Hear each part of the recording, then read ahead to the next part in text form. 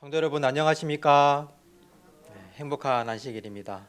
현장에서 그리고 온라인으로 예배에 참여하시고 있는 모든 분들에게 하나님께서 주시는 평안과 기쁨이 있기를 간절히 기도합니다. 주춤하던 코로나19가 급작스럽게 확산하고 있습니다. 이에 따라서 교회 예배도 위축되고 있습니다.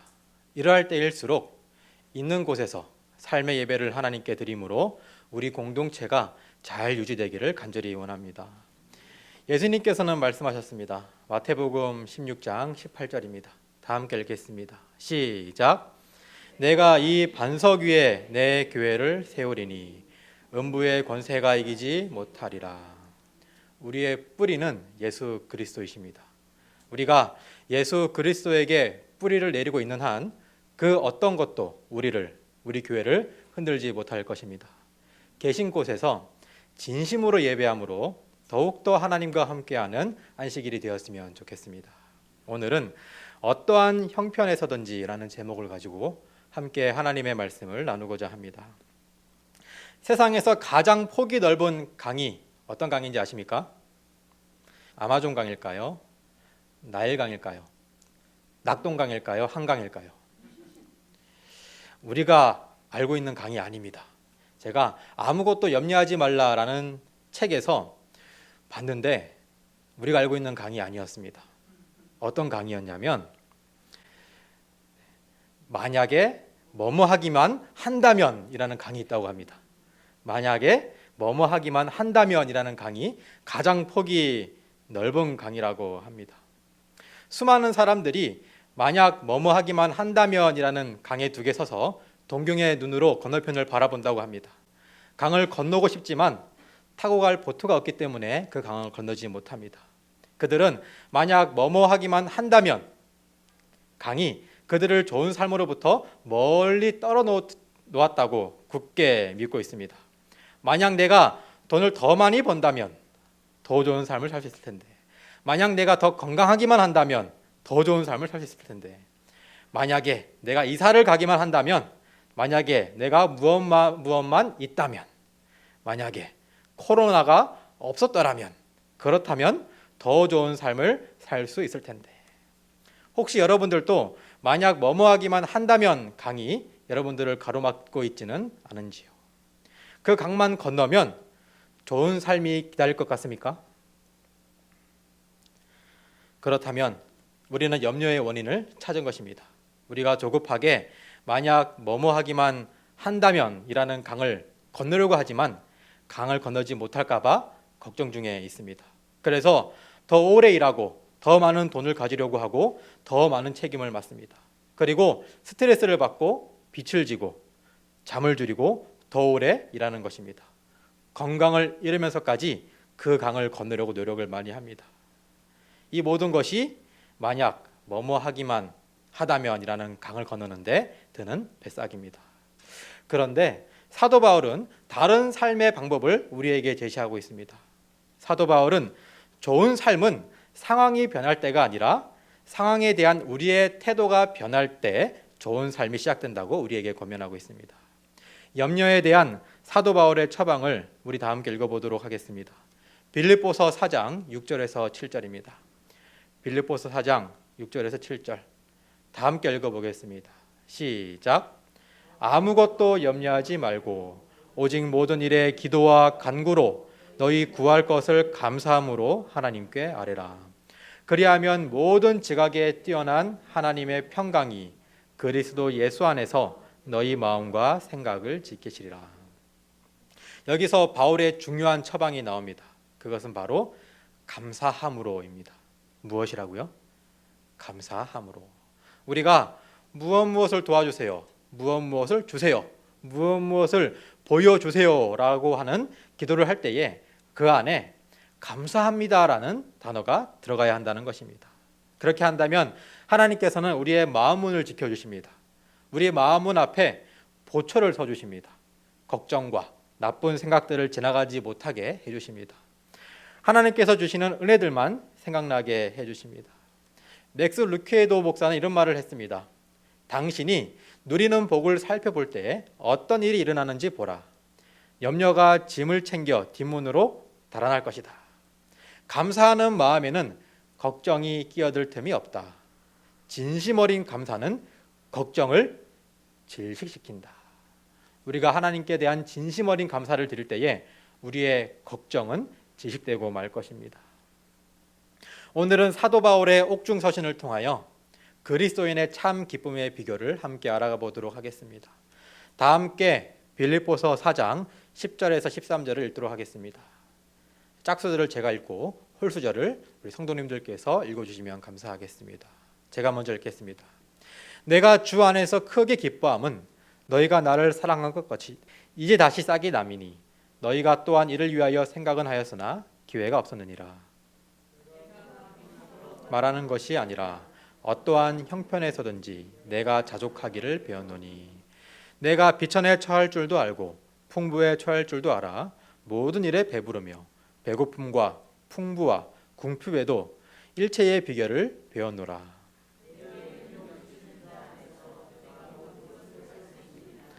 그러나 너희가 내 괴로움에 함께 참여하였으니 잘하였도다.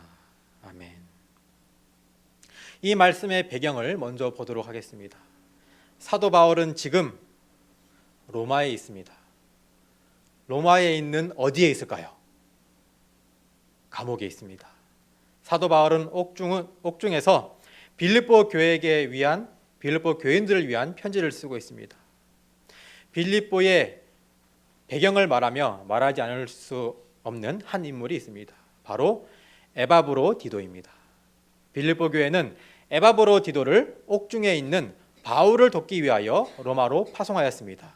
그리고 에바브로 디도를 통해서 바울에게 쓸만한 것들을 제공하였습니다. 에바브로 디도라는 이름은 당시의 빌립보 지방에서 흔한 이름이었다고 합니다. 이스라엘 사람들은 히브리어로 신을 뜻하는 엘이라는 단어를 정말 많이 사용했습니다. 엘이라는 단어가 들어간 이름이 많죠? 사무엘, 요엘, 이스라엘, 엘리사, 엘리야. 그래서 요즘 또 엘이라는 이름을 우리도 많이 사용하고 있습니다. 이스라엘이 아닌 다른 지방에서도 이렇게 자녀의 이름에 신의 이름을 넣는 것이 흔한 일이었습니다. 에바브로 디도라는 이름 안에도 신의 이름이 들어 있습니다. 그 신의 이름은 아프로디테였습니다. 아프로디테, 비너스. 비너스 아십니까? 그리스 로마 신화에서 사랑의 여신으로 나오는 비너스입니다. 이 에바브로디도의 아버지는 사랑의 신 아프로디테의 보호 아래 사랑스럽게 자기의 아들이 자랄 수 있도록 이름을 그렇게 지었을 것입니다. 그런데 이 에바브로디도는 사도 바울을 통해 하나님을 알게 되었고 이제 비너스가 아닌 하나님을 섬기는 사람이 되었습니다. 그리고 사도 바울의 옥중 생활을 돕는 사역을 하고 있었습니다. 이런 에바브로디도가 병에 들었습니다. 심한 병이 들 정도로 헌신을 했던 것입니다. 헌신적으로 바울을 도왔습니다. 옥중 생활에 필요한 것들을 제공하였고 도왔습니다. 에바브로디도가 병에 들었다는 소식을 들은 빌립보 교회는 큰 근심에 빠졌고 그를 걱정하기 시작했습니다. 사도 바울 또한 그를 걱정했습니다. 그래서 그 에바브로디도의 헌신에 감사하며 그리고 동료를 걱정하는 빌립보 교회의 성도들의 마음을 알기 때문에 에바브로디도에게 감사를 표시하면서 빌립보 교회에게 돌려보내게 됩니다. 사도 바울은 옥중에서 그동안 에바브로디도를 통해 도왔던 빌립보 교인들에게 감사하는 마음을 편지로 적게 됩니다. 그리고 고향으로 돌아가는 에바브로디도에게 그 편지를 지어주면서 잘 돌아가라고 이야기를 합니다. 그 편지가 바로 우리가 지금 읽고 있는 빌립보서입니다. 그리고 빌립보서에는 사도 바울이 에바브로디도를 향한 마음, 정말 감사하는 마음을 몇 군데 담아놨습니다. 빌립보서 2장 25절에서 27절입니다. 제가 읽도록 하겠습니다. 그러나 에바브로디도를 너희에게 보내는 것이 필요한 줄로 생각하노니 그는 나의 형제요 함께 수고하고 함께 군사된 자요 너희 사자로 나의 쓸 것을 돕는 자라. 그가 너희 무리를 간절히 사모하고 자기 병든 것을 너희가 들은 줄을 알고 심히 근심한지라. 저가 병들어 죽게 되었으나 하나님이 저를 긍휼히 여기셨고 저뿐 아니라 또 나를 긍휼히 여기사 내 근심 위에 근심을 면하게 하셨느니라. 사도 바울은 에바브로디도를 향해 나의 형제고 함께 수고하고 함께 군사된 자라고 이야기를 합니다. 이러한 에바브로디도가 죽을 병에 걸렸지만 빌립보 교인들에게 그리고 사도 바울에게 사랑받은 에바브로디도는 하나님께서도 긍휼히 여기셨습니다. 그래서 질병에서 벗어나는 장면을 성경을 통해 알 수가 있습니다. 그 다음 이것이 배경이고요. 그 다음 오늘 본문 성경절 빌립보서 4장 10절을 보도록 하겠습니다. 다 함께 다시 한번 읽어보겠습니다. 시작. 내가 주 안에서 크게 기뻐함은 너희가 나를 생각하던 것이 이제 다시 싹이 남이니 너희가 또한 이를 위하여 생각은 하였으나 기회가 없었느니라.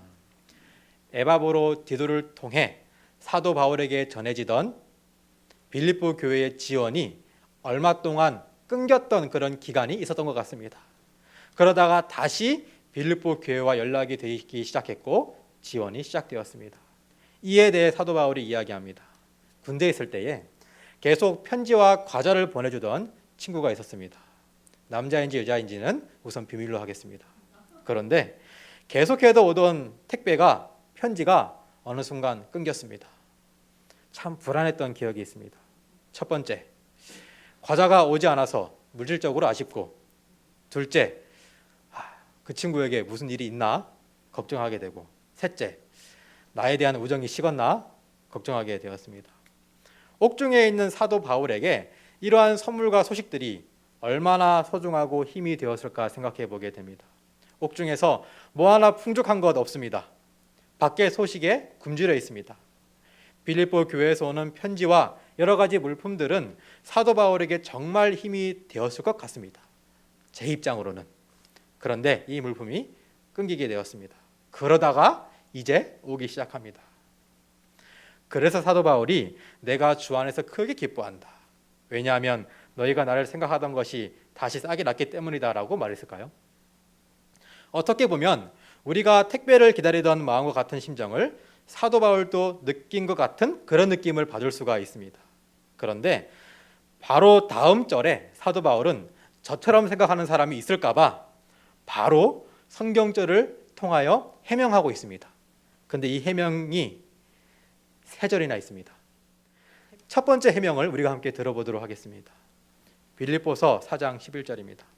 내가 크게 기뻐한 까닭은 물질적에 있는 것이 아니라 내가 지금 궁핍해서가 아니라 내가 궁핍함으로 말하는 것이 아니라 어떠한 형편에서든지 내가 자족하기를 배웠노니 내가 옥중에 있어서 가진 것이 없기 때문에 밖의 도움을 절실하게 기다렸기 때문에 그런 것이 아니다. 나는 단지 빌립보 교회에서 보낸 물품 때문에 크게 기쁜 것이 아니다라고 이야기하고 있습니다. 나는 어떠한 형편에서든지 만족하는 것을 배웠다라고 말하고 있는 것입니다. 이 자족이라는 말은 헬라어로 아우타리케스인데 자기 만족, 만족한, 만족하여라는 뜻을 담고 있습니다. 사도 바울은 이야기합니다. 나는 어떠한 상황에 있든지 만족하는 삶을 살고 있다. 그 물건이 오든지 말든지 소식이 있든지 없든지 나는 항상 만족하는 삶을 살고 있다. 이러한 사도 바울의 삶을 배우고 싶지 않습니까? 어떤 상황에도 걱정하지 않고 만족하는 삶 말입니다. 그런데 사도 바울은 이런 것을 원래 알고 있던 것이 아니었습니다. 사도 바울 또 뭐 했습니까? 배웠습니다. 뭐 하면서 배웠습니까? 감옥 생활하면서 실수하면서 죽을 고비 여러 번 넘기면서 배운 것이 자족하는 삶이었습니다. 어떠한 형편에서든지 내가 자족하기를 배웠노니라고 말하고 있습니다. 사도 바울도 배운 것입니다. 하나님을 따르는 삶을 살면서 배운 것입니다. 우리도 하나님 안에 거한다면 우리 가운데 있는 고통과 슬픔, 풍랑과 광풍들 속에서도 자족하는 삶을 배워야 할 것입니다. 그러한 삶이 그리스도의 삶입니다. 한순간 깨닫는 것이 아닙니다. 삶을 통해서 그리스도인의 그러한 삶을 통해서 우리가 하나씩 배워가는 것이 만족하는 삶이라고 하는 것입니다. 사도 바울도 배우는 삶을 살았습니다. 바울의 감옥 생활은 늘 비참했습니다. 늘 감시를 당해야 했고 풀려날 희망은 보이지 않았습니다. 그러나 바울은 손에 쇠고랑을 차고 있으면서도 자족할 수 있는 비결을 배웠다라고 말을 하고 있습니다. 빌립보서 4장 12절을 쉬운 말 성경을 읽어보겠습니다. 그래서 나는 궁핍하면 궁핍한 대로, 넉넉하면 넉넉한 대로 사는 법을 잘 압니다. 배부르든 굶주리든 풍족하든 궁핍하든 어떤 상황에 처하든 나는 스스로 만족하면서 사는 비결을 터득했습니다. 그는 만족할 수 있는 비결을 우리에게 말하고 있습니다. 여러분, 비결 알고 싶지 않으신가요? 늙지 않는 비결, 많은 사람들이 관심을 가집니다. 오래 사는 비결, 감기에 들리지 않을 수 있는 비결, 살 뺄 수 있는 비결, 많은 사람들은 이 비결에 열광합니다. 스스로 만족하면서 살 수 있는 비결을 누가? 사도 바울이 깨달았습니다. 그리고 그 비결을 우리에게 알려주는 이 말씀을 오늘 우리가 보고 있는 것입니다. 사람들은 비결을 알고 싶어 합니다. 사도 바울의 행복의 비결을 함께 알아보도록 하겠습니다. 우리의 행복은 어디에 있습니까? 사도 바울은 가진 것에 만족하는 법을 배웠습니다. 사도 바울이 가진 것이 별로 없었음을 비추어 볼 때에 참 신기한 일입니다. 바울에게는 우리에게 있는 집 대신 감방이 있었습니다. 선교지가 아닌 벽으로 둘러싸인 조그마한 방이 있었습니다. 보석 대신 손에는 쇠사슬이 차여져 있었습니다. 아내 대신 매일매일 간수를 받습니다. 그런데 어떻게 만족할 수 있었을까요? 간단합니다. 사도 바울은 다른 것들에 초점을 맞췄습니다. 그에게는 영생이 있었습니다. 하나님의 사랑이 있었습니다. 죄 사함이 있었습니다. 구원의 확신이 있었습니다. 그리스도가 있었고, 사실 바울은 그리스도만으로도 충분히 확신적이고 행복한 삶을 살 수 있었습니다. 사도 바울이 그리스도 안에서 가질 수 있었던 것들은 그가 현실에서 가지지 못한 것들을 훨씬 능가합니다. 빌립보에게 보낸 편지는 총 104구절로 이루어져 있는데 이 중 40개의 구절에서 예수님을 언급합니다. 2.5구절마다 예수님에 대한 이야기를 계속해서 하고 있는 것이죠. 바울의 유일한 목표는 예수님을 아는 것이었습니다. 부나 명예는 중요하지 않고 죽음조차 두렵지 않았습니다. 바울이 유일하게 원하는 것은 오직 그리스도를 조금 더 알아가는 것, 어제보다는 오늘 예수님과 더욱더 가까워지는 그 목표만을 가지고 살아갔다는 것입니다. 그 결과 그는 옥중에서도 아주 만족한 삶을 살 수 있는 방법을 터득했습니다.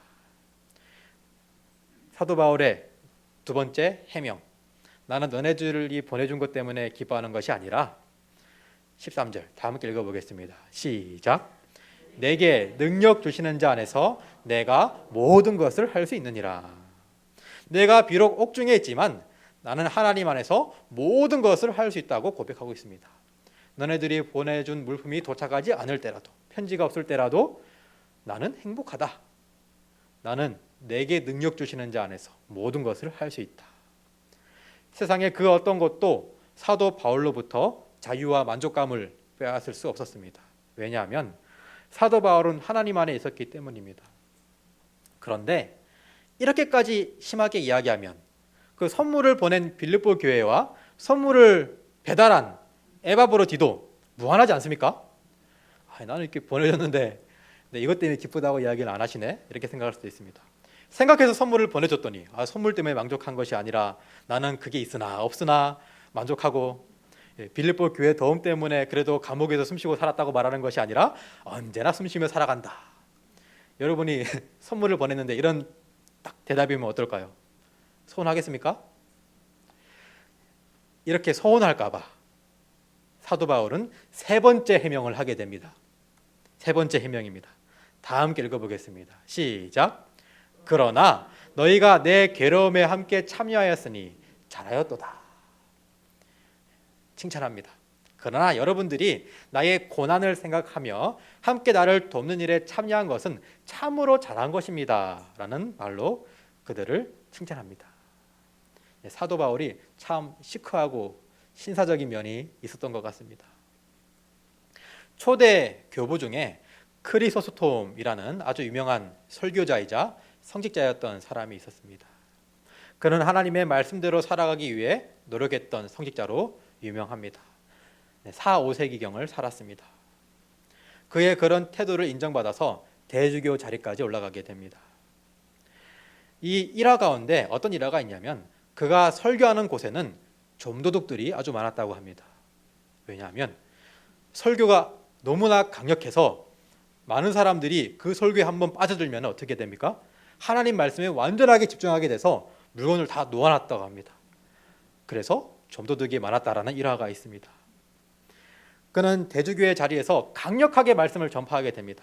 많은 귀족과 성직자 그리고 황제에게까지 많은 귀족과 성직자에게 미움을 사게 됩니다. 그리고 결국 모함을 받아 황제에 의해서 감금되게 됩니다. 감금된 이 크리소스톰은 이렇게 기도합니다. 주님, 저에게 이렇게 조용한 기도실을 주시니 감사합니다. 이 이야기를 들은 황제는 그를 흉악범들이 가득한 곳으로 보냈습니다. 그곳에서도 크리소스톰은 이렇게 기도합니다. 주님, 이 불쌍한 죄수들이 복음을 들을 수 있게 하시려고 저를 이곳에 파송하시다니 감사합니다. 이것을 전해들은 황제가 또 화가 났다고 합니다. 그래서 사형시켜라고 이야기를 하게 됩니다. 그때 크리소스톰은 이렇게 기도합니다. 주님 감사합니다. 성도의 가장 아름다운 죽음이 순교라고 했는데 저같이 부족한 저에게 그러한 영광을 허락하시다니 정말 감사합니다. 이 크리소스톰은 죽었을까요? 죽지 않았을까요? 안 죽었습니다. 평소에 그를 존경하던 수많은 백성들의 동요가 일어나게 되고 반란이 일어나게 되었다고 합니다. 황제는 사형을 중지시키시고 파티우스라는 외딴 곳에 유배를 명령하게 됩니다. 그때 크리소스톰이 황제 앞에서 이런 설교를 했습니다. 누구든지 저에게 어떤 핍박을 한다고 해도 저는 상관치 않습니다. 저를 쫓아내면 저는 엘리야 같이 될 것이고 구덩이에 던지면 예레미야 같이 될 것이고 바다에 던지면 요나 같이 될 것이고 돌로 치면 스데반 같이 될 것이고 배임을 당하면 침례 요한 같이 될 것이며 매로 때리면 사도 바울 같이 될 것입니다. 황제가 어떻게 할 수 있겠습니까? 못합니다. 여기가 어딘지 아십니까? 영도 흰여울 마을입니다. 이태리 아닙니다. 영도의 흰여울 마을입니다. 여기 보면은 수많은 배들이 바다에 떠 있는 모습을 볼 수 있습니다. 여러분들도 흰여울 마을 가면은 구경거리 중 하나가 바다에 떠 있는 배들 아닙니까? 배는 그 자리에서 움직이지 않습니다. 태풍이 치는 날에 가도 배는 그 자리에 항상 서 있습니다. 어떻게 그 배가 움직이지 않을 수 있을까요? 그 배의 닻이 움직이지 않는 바닥에 안전하게 내려졌기 때문입니다. 우리의 닻은 어떤가요? 예수 그리스도의 말씀에 닻을 내리시는 우리 모두 되기를 간절히 바라겠습니다. 상황은 언제나 요동칩니다. 나의 기분도 언제나 요동칩니다. 현실들이 나를 멀미나게 하고 어쩔 때는 현실들을 생각하면은 토 나올 정도로 힘들 때가 있습니다. 그러나 우리는 절대 절망의 바다로 실패의 바다로 절대 떠내려가지 않습니다. 왜냐하면 우리의 닷은 반석 같은 예수 그리스도의 사랑에 튼튼하게 박혀있기 때문입니다. 사도 바울처럼 예수 그리스도의 사랑으로 만족하는 우리 모두 되기를 간절히 바라며 말씀을 마치도록 하겠습니다.